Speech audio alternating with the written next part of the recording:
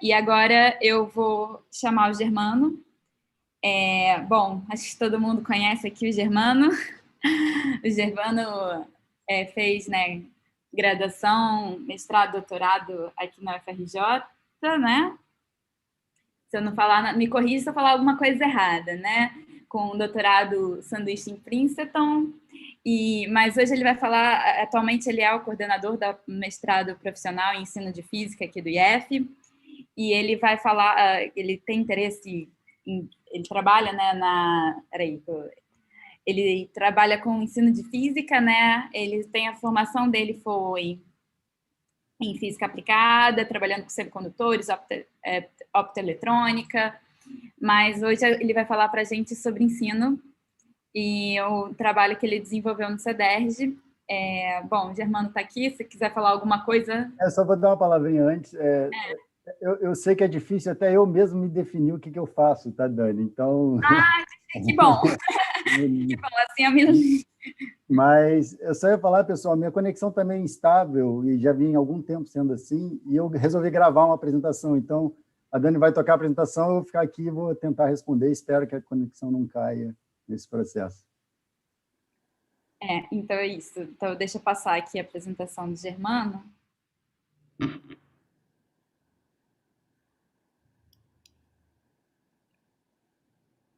Está todo mundo vendo a apresentação? Sim. Tá ótimo. Olá, pessoal. Em primeiro lugar, eu queria agradecer aos organizadores por me convidarem para fazer essa apresentação sobre esse trabalho que eu desenvolvo no CEDERJ.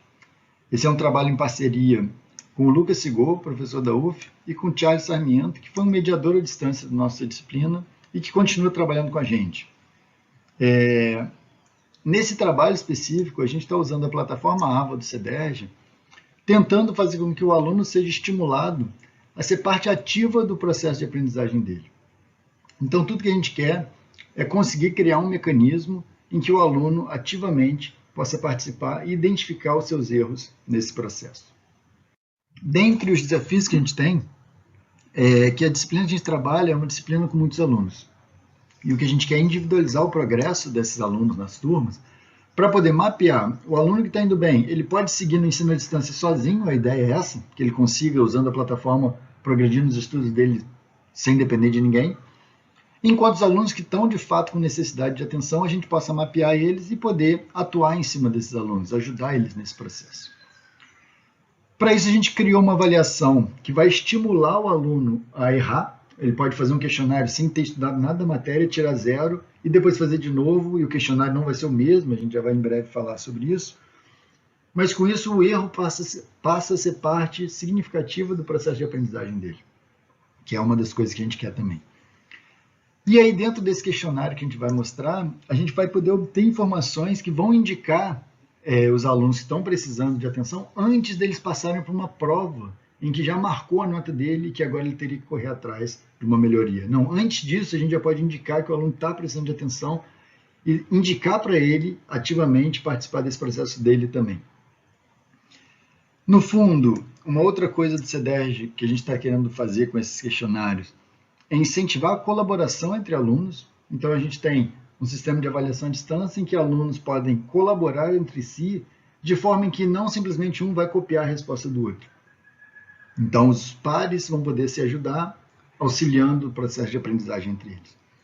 E, no final, tudo que a gente quer é estimular o aluno a ser uma parte ativa do processo de aprendizagem dele, onde ele agora está autoconsciente do que ele está sabendo ou não na matéria, e ele vai poder progredir por suas próprias pernas, e se ele tiver com alguma dificuldade, a gente, por trás dos panos, está identificando esses alunos e podendo atuar nesses alunos. Falando um pouquinho da disciplina, o nome da disciplina é Introdução às Ciências Físicas 1, ICF1. É uma disciplina oferecida nos cursos do CEDERJ, nas licenciaturas em Física, Química, Biologia e Matemática, e também nas engenharias de produção e meteorológica. A gente tem aproximadamente 1.500 alunos por semestre. Esse semestre é um pouquinho atípico, a gente está com 1.200 alunos, mas sim, são bastantes alunos que a gente tem por semestre. E a gente atinge alunos nos diversos momentos da graduação dos cursos deles. Alguns estão nos primeiros semestres, nas físicas, engenharias e química, e outros já estão no meio do curso ou nos finais, nos últimos semestres dos cursos deles, como matemática e biologia. Então, a gente tem algumas outras dificuldades associadas a esses alunos.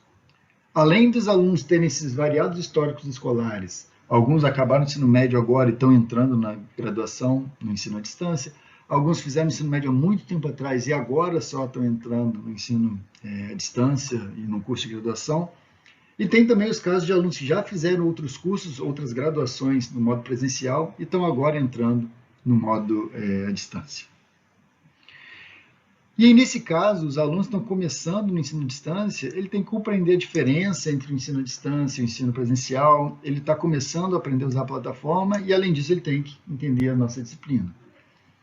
Os alunos já estão no fim da graduação, eles já têm maior autonomia, mas eles já estão numa urgência de se formar. Muitos deles empurraram a disciplina para o último semestre e o curso deles permitiu isso, e esses próprios alunos já não valorizam tanto assim a disciplina que eles estão fazendo. Se foi possível empurrar para o último semestre, para eles essa disciplina não tem importância na formação deles. E por final, a dificuldade maior que a gente tem, que a gente quer atacar aqui, é essa dificuldade de acompanhar cada aluno individualmente e poder identificar o aluno com dificuldade, a gente de fato pode dar uma atenção a ele. E a ideia que a gente teve foi fazer um questionário onde o aluno pode tentar múltiplas vezes e ele não é penalizado por tentar novamente. Então, como é que a gente faz isso? Como é que a gente faz para evitar que o aluno memorize as respostas e comece agora a fazer várias vezes e, de fato, só melhore a nota dele porque ele gravou todas as respostas possíveis? Então, a gente fez um questionário que tem aproximadamente 20 perguntas e, para melhorar ainda mais essa dificuldade na memorização dos alunos, cada pergunta, os valores numéricos dessa questão específica, eles são sorteados dentro de um conjunto de 100 valores numéricos que já foram previamente sorteados, aleatoriamente, né? Então, com isso, a gente cria um banco de questões gigantesco e, além disso, as ordens entre as questões são embaralhadas toda vez que o questionário é aberto novamente. Então, se o aluno faz um questionário, ele termina o questionário e quer fazer de novo, quando ele abre de novo, a ordem dessas questões são embaralhadas. Tudo isso para evitar memorização. Outra coisa fundamental que a plataforma permite a gente fazer é uma correção automática. Assim que o aluno termina o questionário, a nota é apresentada para ele no final da avaliação, ele sabe cada questão, qual a resposta que ele deu, qual a resposta correta, claro, se ele acertou ou errou, e facilmente ele pode andar dentro do questionário vendo as respostas só as questões que ele errou e tentar novamente. E ele, claro, como eu disse, essa nova tentativa vai ter toda essa aleatoriedade envolvida. E antes de tentar novamente, ele vai ter que agora esperar 1 hora para fazer essa nova tentativa. Essa é a ideia também de evitar a memorização, onde o aluno agora vai ter 1 hora para ter que digerir o que ele fez, parar e pensar um pouco, e depois ele volta a fazer o questionário. Um outro ponto importante que a gente chama a atenção é que, uma vez que o aluno abre um novo questionário para fazer, ele vai substituir a nota dele. Então, se ele melhorar a nota dele, ótimo. Se ele não for tão bem e a nota dele cair, ele vai ter que agora, de novo, fazer mais uma vez o questionário e ser estimulado nesse processo a melhorar a nota dele. Se ele estava tentando melhorar e a nota caiu, é natural que ele vai tentar de novo para melhorar. Então, o erro vai fazer parte desse processo de aprendizagem dele, cobrando também uma certa responsabilidade. Ele vai ter que estudar um pouco mais para fazer. Se eu deixar só a nota mais alta, o aluno, eu acho que a gente perde um pouco essa cobrança da responsabilidade do aluno no processo de aprendizagem dele. Um outro ponto importante são essas perguntas diretas. São perguntas bem objetivas, onde, se o aluno erra, depois eu consigo correlacionar o erro, o erro do aluno com um conteúdo específico. A ideia é que, com isso, eu mapeie nas questões onde o conteúdo dessa questão está bem determinado, e essa questão está cobrando que o aluno saiba, por exemplo, fazer a projeção de um vetor. Eu não vou me perder, se for uma questão muito elaborada, o aluno errar um sinal, no final ele me apresenta uma resposta errada e eu não consigo mapear o que ele não está aprendendo nesse processo. E aqui a gente tem um exemplo de questão, esse foi uma imagem retirada da plataforma, uma questão de ótica, onde a gente está avaliando o aluno, o conceito de lei de Snell, a refração entre meios, e a gente então tem aqui os exemplos onde o ângulo de incidência ele vai ser sorteado num conjunto sem valores, os índices de refração do meio 1 e do meio 2 também são sorteados, E aí o aluno tem que apresentar uma resposta numérica. Então, a gente não está fazendo um questionário onde a resposta que o aluno apresenta é um múltipla escolha. Então, o aluno tem que saber fazer a conta, ele tem que saber fazer arredondamento, a gente já tem questionários prévios onde arredondamento foi cobrado, então a gente já tem agora uma série de pequenos questionários onde a gente está cobrando tudo isso para chegar em questões mais avançadas e poder correlacionar o erro do aluno lá num questionário mais avançado, com um questionário mais inicial. Então, com isso, a gente pode agora cobrar dos alunos, fazer várias questões de vários tipos diferentes e cobrar dos alunos esse processo de aprendizagem que ele se estimule a fazer esses questionários. Só para falar, a plataforma a gente usa o ambiente virtual de aprendizagem feito no Moodle, é muito similar ao do CEDERJ, com o que é usado aqui nos cursos presenciais e semipresenciais na FRJ. E essa plataforma já digere para a gente um relatório muito bom, que detalha as tentativas dos alunos, se eles estão em progressos, que já finalizaram, quero só filtrar as últimas tentativas de cada aluno. E ele também faz uma análise estatística do questionário, com médias, desvios padrões, histogramas, ele monta para a gente. E ele também usa, a plataforma usa essa teoria clássica dos testes, para já nos dar os indicativos das questões, os seus índices de facilidade, de discriminação, a sua eficiência de discriminação da questão. E com isso a gente pode, dentro de um questionário, avaliar se aquela questão está fazendo algum sentido ou não para aquele questionário. Então, tudo isso já é feito, a gente não faz individualmente, a plataforma fornece para a gente, o que é ótimo. E o que a gente fez, além disso, foi criar um programa em Python que vai digerir melhor essas respostas para a gente, vai puxar todos esses dados que a plataforma já armazenou e vai começar a fazer uma análise automatizada das respostas. A gente vai agora poder acompanhar de uma forma muito mais detalhada o que está acontecendo em cada um dos alunos. Então, por exemplo, eu posso ver o número total de tentativas por aluno. A gente tem um caso interessante de um aluno que fez 18 vezes o mesmo questionário. A gente vai poder acompanhar a evolução das notas por tentativa. Então, em cada tentativa, qual foi a nota de cada aluno e mapear isso e ver se os alunos estão evoluindo bem ou não, se eles estagnaram em alguma avaliação, numa nota específica, e ele não está conseguindo melhorar. E aí, com isso, a gente identifica tanto o aluno em cada tentativa, como a gente também pode começar a acompanhar grupos de alunos ou a turma como um todo. E grupos de alunos aqui eu posso citar, por exemplo, uma análise que eu vou mostrar mais para frente, uma parcela do aluno que faz apenas uma tentativa comparado com a parcela de alunos que faz tentativa. Então, a gente vai poder mapear muito melhor essas tentativas dos alunos e também, para o futuro, poder digerir outras questões, por exemplo, relacionadas a gênero, relacionadas à raça. Outra coisa que a gente pode fazer é verificar quanto tempo o aluno leva para fazer cada questionário. Isso é muito interessante, porque são muitos dados, e a gente pode, então, olhar se o aluno está fazendo mais rápido um questionário, se está levando mais tempo ou menos tempo a cada tentativa, e acompanhar a evolução dessas tentativas.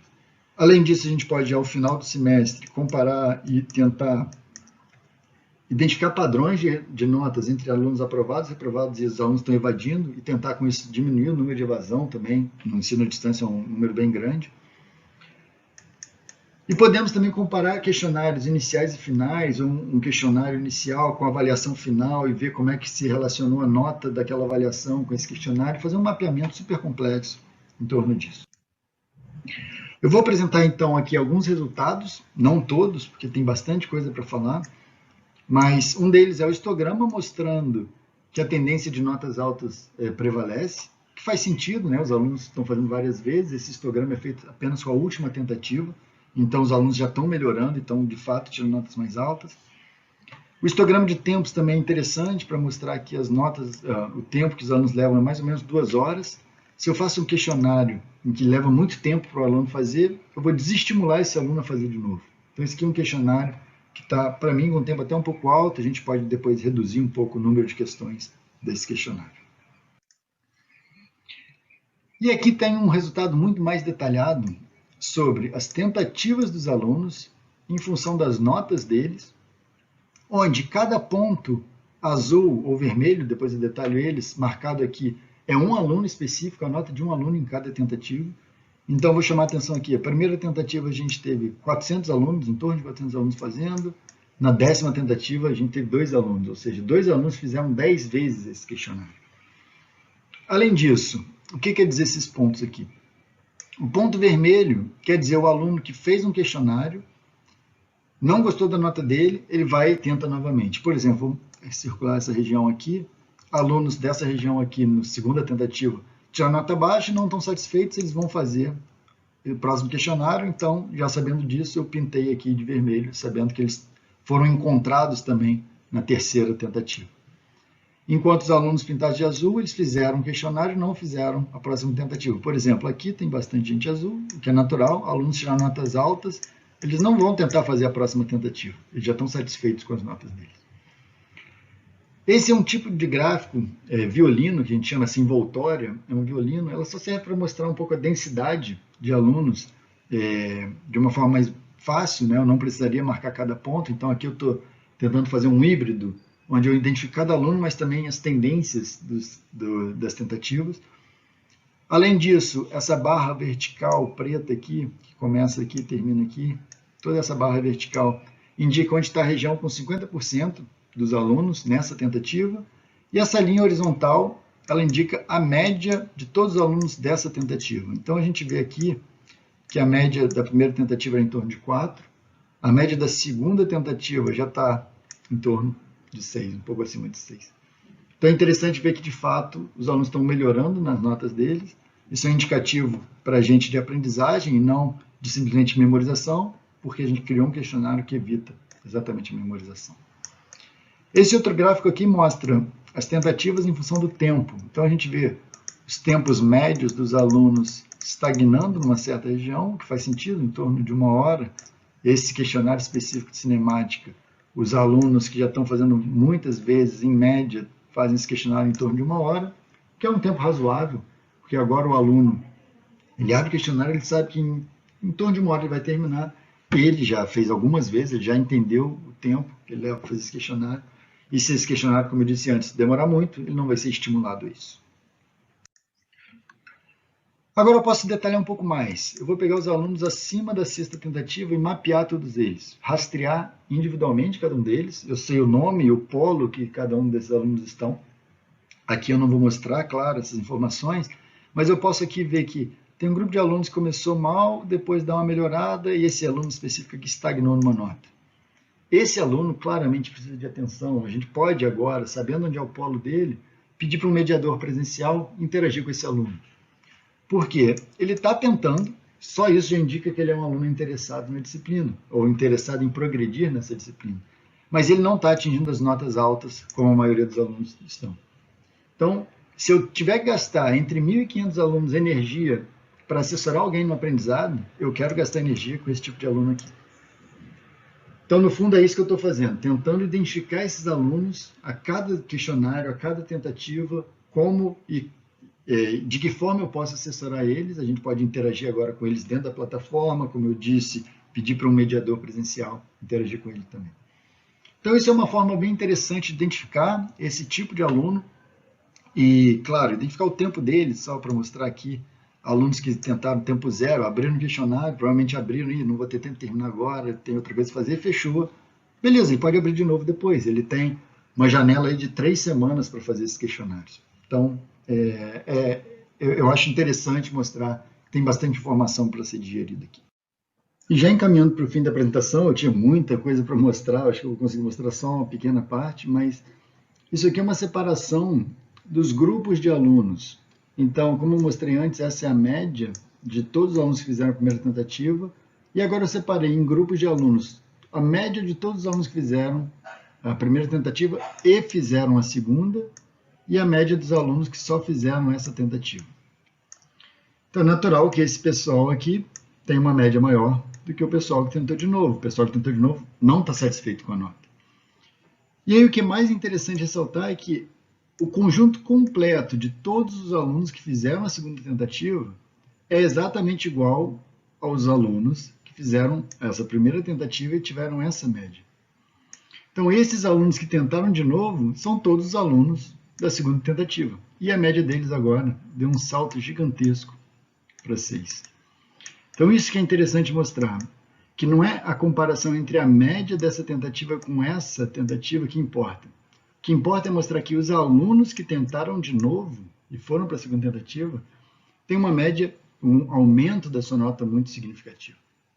Então, isso é um gráfico interessante para mostrar e poder incentivar os alunos a tentar de novo o questionário. Então, essa análise de subgrupos dos alunos ajuda nisso também. Bom, pessoal, eu tinha bastante coisa para falar.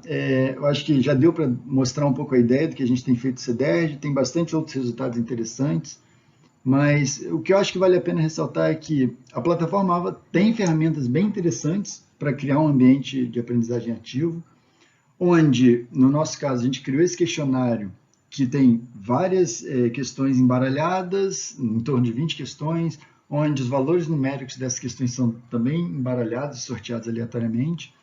E o aluno pode fazer, então, múltiplas vezes, a correção é automática, dando um retorno imediato para o aluno conferir seus erros e, de fato, permitindo o erro na aprendizagem, no processo de aprendizagem do aluno. E o que eu acho importante também ressaltar é que a gente registra só a última tentativa, tentando colocar no aluno um pouco de responsabilidade nesse processo de aprendizagem dele. A gente não conseguiu mostrar aqui em detalhes como comparar uma avaliação antiga com essa avaliação desse questionário remoto, mas a gente consegue demonstrar que o método de avaliação antigo não era um bom método de avaliação, então a substituição por esse questionário foi benéfico para os nossos alunos, a gente acompanha isso quando a gente faz uma relação de gráficos entre notas no final, alunos aprovados e reprovados. Eu não consegui mostrar isso aqui, mas uma das coisas principais que eu acho é essa identificação de alunos que precisam de atenção. Em torno de 1.500 alunos eu poder ressaltar em cada semestre 20 a 30 alunos que de fato eu posso pontualmente intervir nesse processo de aprendizagem deles. Eu acho interessante porque eu não tenho energia e tempo suficiente para interagir com 1.500 alunos diretamente, mas com 20, 30 a gente já consegue mapear um pouco melhor e poder gastar energia de uma forma efetiva e que de fato faça uma diferença na formação desses alunos. E com isso, pessoal, eu chego no final da apresentação. Foi um prazer poder mostrar para vocês esse trabalho que eu desenvolvo no CEDERJ e adoraria ouvir perguntas, comentários, sugestões de vocês e muito obrigado pela atenção.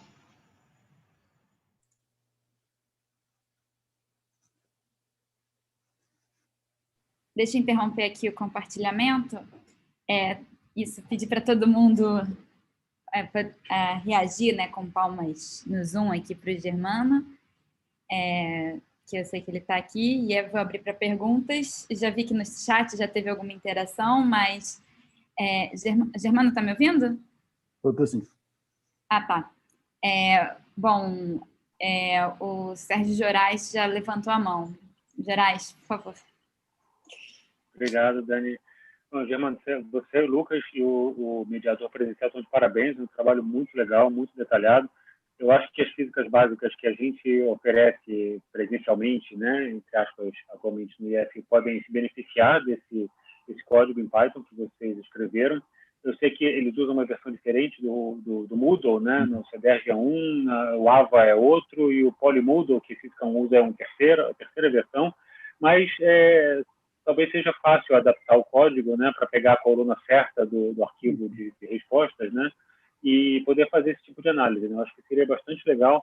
No seu caso, você faz aquela análise pelo Polo, né, para você poder pinçar o aluno lá. Eu acho que no nosso caso seria interessante fazer análise pelo curso de origem, né, para poder pinçar os alunos e encaminhar, falar com o orientador acadêmico, com o coordenador daquele curso, né, para poder dar uma atenção melhor a esse aluno, né. Só para esclarecer uma coisa, você disse que vocês se certificam de que não tem efeito de memória, né, na nota do aluno, porque vocês têm um banco de questões muito grande, é isso? E aí, cada vez que ele faz, são 20 questões diferentes. Não. Cada diferente. Por enquanto, não. A gente ainda, como esse trabalho está mais recente, a gente não tem um banco gigantesco de questões desse jeito. Mas como cada questão tem seus próprios valores sorteados dentro de uma questão, então você tem um tipo de questão e o valor numérico é sorteado entre 100 valores possíveis. Certo. Então, isso já aumenta a possibilidade e a chance de um aluno cair exatamente na mesma questão, onde ele gravou os valores numéricos e sabe a resposta numérica a ser apresentada, isso é uma probabilidade pequena de acontecer. Pois é, mas isso que eu ia perguntar. Então, quando o aluno termina a atividade, ele tem a nota dele e tem as questões em que ele errou. Mas ele tem a resposta certa também? Também, tem a resposta certa também. Porque a ideia é estimular que ele aprenda, ou seja, se ele errou, vendo a resposta certa, ele pode tentar fazer a questão de novo e aprender o processo, identificar o erro dele. Quando ele vai abrir de novo a mesma questão, ou seja, vamos supor que seria a mesma questão, o número mudou. Ou seja, não foi a memorização do número que vai facilitar, porque ele simplesmente insira o número. Ele vai ter que fazer a questão de novo, seguir uma lógica para resolver essa questão. Então, assim, a memorização direta da resposta, não. Ele vai ter que entender o processo de responder a questão. Tá, a última pergunta, então, e vocês aplicaram isso, então, para esses testes com perguntas diretas, né? Sim. Mas isso são os questionários que tem lá nas avaliações intermediárias, as ADs, ou são as APs? Quer dizer, vocês precisam fazer avaliações com questões mais longas para você poder justamente verificar o raciocínio dele, dar uma nota parcial ou não? Sim. Então, isso é interessante. Esse trabalho não começou por causa da pandemia, né? Então, é bom falar isso. A gente já fazia ele antes. Então, esse foi um trabalho que a gente fez porque a gente identificou que as avaliações à distância, né, que você conhece, as ADs, quase todo mundo... Bom, eu vou só mostrar rapidinho aqui, se minha internet permitir, um gráfico, não sei se vocês estão vendo esse gráfico na tela. Esse é um mapeamento das ADs no formato antigo. Se vocês estiverem vendo meu mouse, esse eixo na horizontal, eu tenho a comparação, por exemplo, da primeira AD com a primeira oficina. Cada ponto marcado aqui é um aluno, e esse aqui foi um semestre que já passou, então eu consigo identificar o aluno que foi aprovado ou reprovado na disciplina, e separar em 2 grupos. Nota que a AD antiga, eu vou passar esse slide, a AD antiga tem uma região de notas aqui que quase ninguém tira, de 0 a 5, praticamente ninguém está nessa região da AD antiga, tanto da D1 quanto da D2. Então, isso diz para mim que assim, existe um sistema de cópia desenfreada nas questões. Não necessariamente eles estão querendo fraudar o sistema de avaliação, os alunos copiam dos outros para aprender também. Mas essa cópia não está facilitando o processo de aprendizagem deles. Porque essa avaliação que poderia me identificar um pouco se o aluno está indo bem ou mal, não identifica nada. Está todo mundo concentrado em notas altas nessa avaliação. E aí você vê que na relação entre as avaliações, essas avaliações novas, né, questionário online 1, por exemplo, a distribuição de notas está mais distribuída ao longo de todo o questionário e a região embaixo, ou seja, quem tira nota baixa no nosso questionário online, tipicamente está indo mal na disciplina. Então, esse tipo de questionário objetivo já me começa a mostrar lá no início da disciplina que o grupo de alunos que está indo mal, de fato, está com dificuldade. Vai ter dificuldade no futuro, já consigo prever essa dificuldade. O grupo que está indo bem, eu não consigo dizer nada, porque eu vou trazer um outro gráfico aqui, né? Isso aqui é uma oficina só.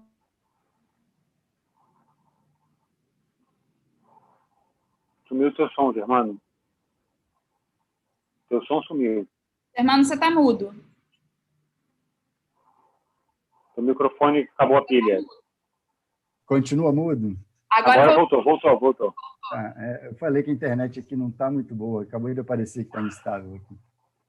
Mas nota que isso aqui eu vejo que alunos tiram nota alta nesse tipo de questionário online, né? Esse eixo vertical é nota, o eixo horizontal é só uma distribuição daquele violino. Eu vejo que muita gente que tira nota alta é aprovado, mas tem gente tirando nota alta reprovado também. Só que o oposto não é verdade. O oposto eu vejo gente tirando nota baixa, mas quem é aprovado muito dificilmente tira nota baixa. Então, aqui eu consigo pelo menos já ter um padrão.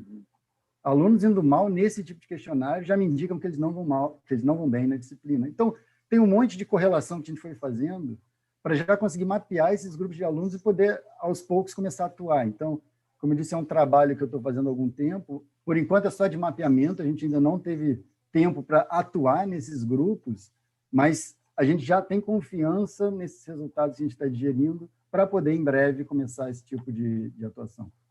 Tá, mas todas as questões, então, são diretas, nas oficinas Todas. Tá, legal. Obrigado. E eu não tenho como fazer, assim, eu sou completamente contrário a uma avaliação de final de semestre, do jeito que a gente está fazendo, assim. Os alunos vão colar. Ponto. O aluno vai... Tem situações, a gente não consegue... No fundo, a minha dificuldade é eu não consigo garantir que o aluno está fazendo a avaliação que, de fato, ele deveria estar fazendo, né? Pode ser uma outra pessoa fazendo por ele. Então, assim, a avaliação de final de semestre, eu não quero encaixar ela nesse sistema que eu estou fazendo, como esse é um sistema que resolve, porque esse sistema a gente já viu, né? O próprio Instituto já tem visto problemas com isso. Então, não é porque a questão tem valor aleatório que os alunos não conseguem compartilhar informações. Mas se for para aprender, está valendo. Mas se for para avaliar, aí eu não concordo. Então, eu não vejo ainda um mecanismo de avaliação de fim de semestre que seja feita remotamente sem falhas, né? Isso aqui, essa nota não tem peso a nota que ele tira nesse questionário não tem um peso muito grande na nota final dele. Então, não vale a pena ele tentar alternativas para não aprender nesse processo. Então, no fundo, é um pouco isso. Espero ter respondido, José.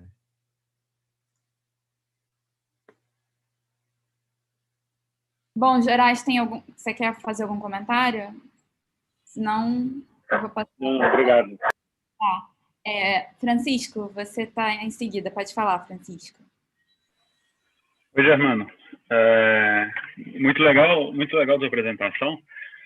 Eu acho que foi, pelo menos para mim, eu acho que foi muito do pessoal que está assistindo aí, também deve ter sido uma experiência interessante fazer aí todo um semestre à distância, né?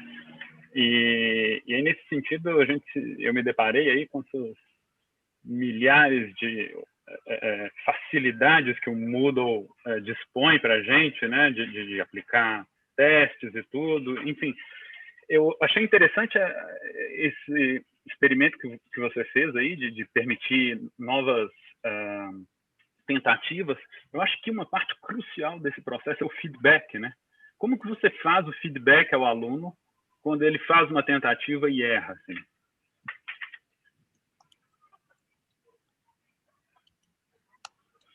Não estou te ouvindo.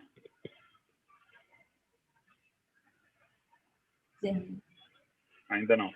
Germano, tenta talvez tirar o vídeo e aí... Fecha seu vídeo, Germano. É o que eu vou fazer. Vamos ver se melhora agora. Tá aí, estou te ouvindo. Tá. Então, peraí, volta na pergunta que eu me perdi, Francisco, perdão. Era sobre o feedback, né? Como que você faz o feedback das questões, né? Porque eu acho que é uma parte importante aí do processo. Então, no fundo, o feedback é só se ele acertou ou errou. A gente não está fazendo um feedback ainda detalhado. Entendi. Só que isso já é um primeiro passo. O que dá para fazer é, de fato, uma vez que o aluno responde errado, a plataforma permite com que você coloque um feedback específico. Exatamente. Então, eu poderia colocar, olha, não se esqueçam de conferir na página tal, da apostila tal, as informações que vão te ajudar a resolver essa questão. Então, eu posso, dentro da plataforma, criar mecanismos que incentivem o aluno a voltar no material didático e estudar, e não dar a resposta de bate-pronto para ele. Eu acho que o importante é fazer com que ele volte no material didático e estude aquele assunto. Então, como isso está muito bem mapeado e a ideia das questões é que elas sejam muito objetivas, isso pode ser feito. Cada questão que é elaborada, a gente volta, olha, esse assunto está sendo bem trabalhado na seção 1 da apostila 2, entre as páginas tais e tais. Então, dá para fazer isso também dentro da plataforma. É uma alternativa. Entende? Então, eu percebi isso. E você acha que tem algum prejuízo em você fazer uma questão de múltipla escolha, ao invés de fazer como você está fazendo? Porque eu fiz bem parecido com o que você fez e usei múltipla escolha, né? Você pode... tem recursos para você aleatorizar as múltiplas escolhas exatamente igual você aleatoriza as variáveis lá no enunciado, né? E aí é interessante a múltipla escolha, porque ao você criar um distrator, você sabe exatamente o que você está fazendo, né? Você fala aqui, eu vou colocar aqui, ó, se o cara esquecer de botar uma raiz quadrada aqui, ou então se ele inverter o ângulo de incidência, e aí você vai criando os distratores de forma que você sabe exatamente onde ele errou. Se ele fez uma conta ali e chegou naquele número, você fala, ele só pode ter chegado aqui se ele tiver feito essa conta. Entendeu? Eu entendo, mas existe uma diferença, para mim, num processo avaliativo, em que o aluno tem uma opção e ele pode chutar, de um processo e o aluno não tem opção e não pode chutar. Entendi, eu entendo isso, ok. Isso tem uma diferença. Outra é como criar esses distratores bem, né? Elaborar uma boa questão já é um processo muito difícil. Agora, como, além de elaborar uma boa questão, elaborar uma questão com bons distratores que, de fato, estejam avaliando o aluno, é uma dificuldade muito maior. Não, isso é o que leva mais tempo na fazer a questão de múltipla escolha, é fazer os distratores. Né? Exatamente. E aí, bolar bons distratores leva tanto tempo que, assim, no fundo, foi uma escolha minha, assim, de falar, vamos lá, vamos fazer desse jeito, porque não precisa me preocupar com o distrator, o aluno não tem como chutar simplesmente da cabeça dele uma resposta e acertar ou errar, porque se o aluno chuta errado, ele cai num grupo de distrator que eu posso falar, ah, tá, o erro desse foi por causa... Mas, na verdade, não tem nada a ver. Exatamente, exatamente. Então, eu ainda não estou me preocupando com os erros dos alunos, que eu poderia também, né? Eu posso levantar todos os erros que eles fizeram, identificar, agrupar esses erros e aí depois, talvez, bolar distratores baseado nos erros que eles já fazem. A plataforma permite isso também. Mas aí, tudo bem, tem que ter o melhor desses dados. Isso não eu acho que... Entendi. Eu acho que até o próprio feedback, mesmo no sistema que você faz a questão, quando no feedback você pode falar assim, olha, se ele botar um input aqui nessa caixa do valor entre tal e tal, você dá esse feedback. E aí isso também, né? Então, aí, nesse sentido, você pode usar os distratores aí, né? Para tentar marcar erros mais comuns. Né? Assim, o que eu acho interessante, e obrigado por levantar isso, Francisco, é que assim, a plataforma tem muita coisa legal para ser feita ali dentro. Tem muitos dados a ser obtidos e digeridos. Então, assim, a gente tem uma ferramenta fantástica que, de certa forma, precisa e pode ser mais utilizada, né? Então, eu acho que a ideia dessa apresentação foi trazer um pouco isso para mostrar que dá para fazer muita coisa legal ali dentro, tá? Muita questão com interação, eu já estou fazendo questões do GeoGebra que interagem com a plataforma e a resposta é corrigida pelo próprio desenho que o aluno faz. Então, assim, a gente tem uma possibilidade muito bacana de alternativas. Eu acho que eu estou me alongando muito, né, Dani? Foi mal. Não, é só porque, tipo, tem pergunta no chat e ainda tem o Carlos Eduardo para falar. Também já levantou a mão, assim. Então, eu não quero cortar ninguém, então eu ia pedir para o Carlos falar, depois eu leio a pergunta do chat, ou você responde a pergunta do chat, da Daisy, né? A Daisy e depois os Jorais falaram. Pelo que entendi, a avaliação foi... Eu posso ler, né? A Daisy pergunta, pelo que ela entendeu, a avaliação foi modificada, mas ela pergunta se o ensino mudou, se há dados que podem dar dicas para melhorar o ensino. Tá. Germano? Germano ficou mudo. Tá me ouvindo? Agora sim, agora sim. Daisy, assim, eu acho que essa é uma pergunta bem complexa para eu conseguir responder, né? A questão de mudar o ensino. Eu não estou tocando em nada na forma que os alunos interagem com o material da plataforma, que os alunos interagem no CEDERJ. Então, eu não posso falar que eu estou mudando a forma de ensino do CEDERJ, de forma alguma.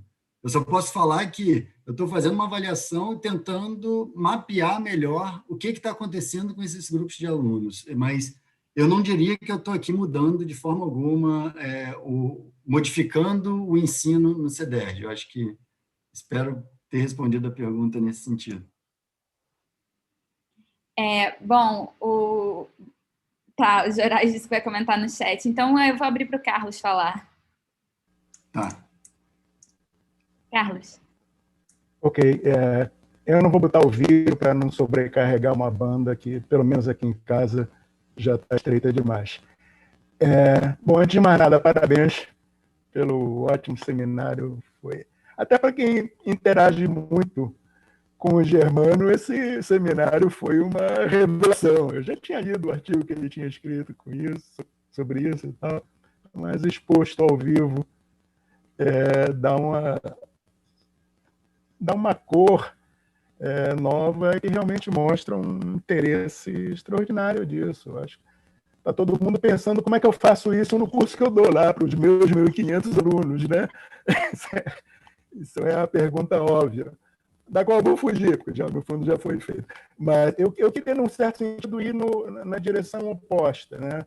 Supondo que você está dando aula para esses 1.500 alunos, mas você não tem muita certeza de que tópicos são melhor ou pior compreendidos, né? Eu imagino que esses testes podem revelar muito disso, né? Quais são os temas, né, abordados que são encarados com mais facilidade pelos alunos, quais aqueles que colocam dificuldades maiores. E eu vejo, inclusive, um interesse muito grande nessa situação em que a gente pode acompanhar o progresso dos estudantes. um estudante que começou sem resolver nenhuma das questões, tá? Foi progredindo, mas parou num certo ponto. Por que ele parou ali? Provavelmente porque os tópicos que vinham, né, que se mostraram inacessíveis, eram realmente complicados demais para ele. E talvez mereçam uma atenção maior de quem está dando aula daquilo. É possível fazer algum estudo nessa direção?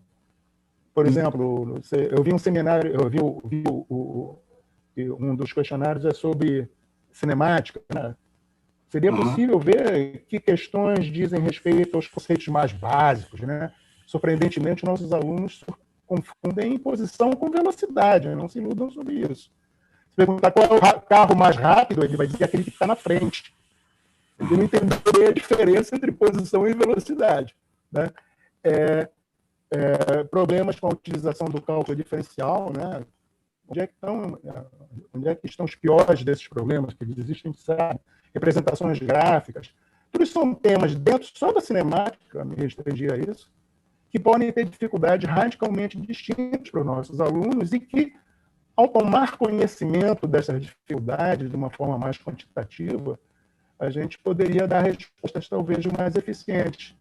Então, essa é a minha pergunta. É possível trazer essa informação para os professores?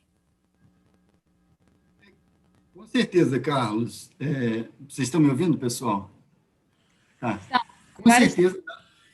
Com certeza dá sim, Carlos. E é até interessante, porque a gente pode também, a gente já fez uma tentativa, que foi correlacionar um questionário inteiro, por exemplo, sobre cinemática, com a questão da prova que cobrava a cinemática do aluno. Ou seja, a gente pegou uma prova, na época que era presencial, que eram só 4 questões, uma das questões era sobre cinemática, com vários itens. A gente pegou aquela questão, pegou a nota do aluno daquela questão, e aí foi uma digestão de dados mais manual mesmo, porque não está na plataforma esse sistema, e tentou fazer uma correlação da nota daquele questionário com a questão específica da prova final e ver se existia uma boa correlação entre eles. Então, assim, o que eu acho legal para falar aqui é que, assim, a gente está levantando dados quantitativos desse sistema todo, é uma coisa gigantesca, a possibilidade disso é imensa, e a gente não tem tempo para fazer isso muito. Somos 3 pessoas só trabalhando, está entrando um 4º aluno que vai defender o trabalho de conclusão de curso dele na UF, que é aluno do Lucas, de graduação, que está começando também a trabalhar com a gente com isso. Então, assim, a gente está aos poucos digerindo muitos dados, e no início foi muito trabalhoso, porque a gente ficou muito perdido. É tanto dado que é muito fácil se perder em como focar a energia. Mas a gente está, aos poucos, conseguindo agora mapear melhor o que a gente está querendo fazer, e a gente está indo um passo de cada vez, por enquanto. Mas, com relação a esse tipo de pergunta e identificar questionários com mais dificuldades, a gente está querendo também ver se a gente consegue identificar a evasão dos alunos, foi isso que você falou, né? Em que momento que os alunos estão evadindo no curso? Se a gente identifica isso, a gente pode começar a tentar mapear melhor por que isso está acontecendo. É isso? É a dificuldade que aumentou? Ou existe algum fator externo que a gente ainda não está levando em conta? Então, assim, tem bastante coisa para ser feita, a gente está, aos poucos, conseguindo e tentando digerir tudo isso. Ideias são muito bem-vindas e colaborações também seriam muito mais ainda bem-vindas, porque fazer isso andar mais seria um prazer enorme, ver isso dar bons frutos, né?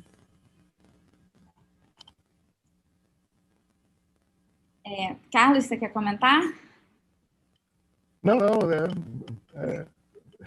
Obrigado pela resposta. E, se precisar de colaboradores, tem pelo menos um aqui presente disposto a fazer o melhor possível nessa direção. Que ótimo, muito obrigado. Então, a gente com certeza vai conversar. Bom, então eu queria mais uma vez agradecer o Germano. Eu pedi a todos para agradecerem. A gente já passou bastante do horário. Eu não sei se o Fabrício... O Daniel pediu desculpas, ele precisou sair. Eu não sei se o Fabrício consegue falar. Ele falou que estava com problema de rede. Fabrício, consegue? Cara, eu posso tentar, mas vai ser só um agradecimento antes que minha internet caia de novo. Agradecer a todo mundo que falou, né? Aqui no Mosaico foi uma versãozinha menor. Em geral, a gente tem uns 10 palestrantes. Hoje a gente veio com 6, conseguiu fazer uma tarde bem bacana para quem conseguiu assistir. E agradecer muito aos alunos que fizeram, né? Participaram, botaram ali o pôster. Eu acho que a gente consegue ter um sistema muito mais abrangente com esse tipo de coisa, né? Botar um sistema meio paralelo para eles poderem apresentar também. Adoraria que fosse um pôster físico, é mais fácil parar e olhar para a cara das pessoas e perguntar, né? Mas não foi o caso. E é isso, acho que o Mosaico é sempre uma parada legal. Quando eu participei apresentando uma vez e agora organizando, foi super interessante. Espero que vocês tenham tido uma boa tarde assistindo, né? E colaborando e vendo o que todo mundo está fazendo. Eu só não vou me repetir o que o Fabrício disse, eu concordo com tudo que ele falou. Agradecer a participação, né, de quem apresentou e dos alunos.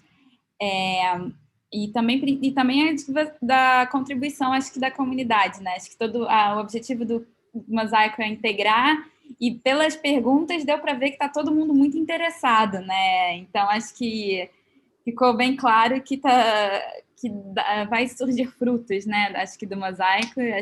Então, eu acho que a gente, mesmo nesse formato que não é o ideal, atingiu em parte o nosso objetivo, né? Então, eu queria agradecer a todo mundo por isso e bom final de ano para todo mundo, assim. Pelo menos uns 4 projetos de extensão aí, uns 5 colaboradores por Germano a gente vai ter. O pessoal já está empolgado. Eu vi a pergunta do Jorais e da Marta aqui, realmente a gente tem que definir quem são as próximas pessoas, mas a gente vai fazer uma reunião do Mosaico provavelmente amanhã, e aí quem receber e-mail, por favor, aceite.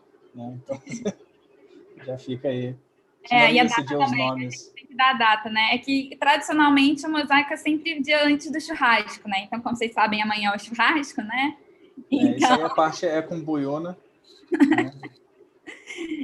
Então é isso. Obrigada, pessoal. Eu vou parar. Valeu, gente. Eu vou pausar a transmissão do YouTube.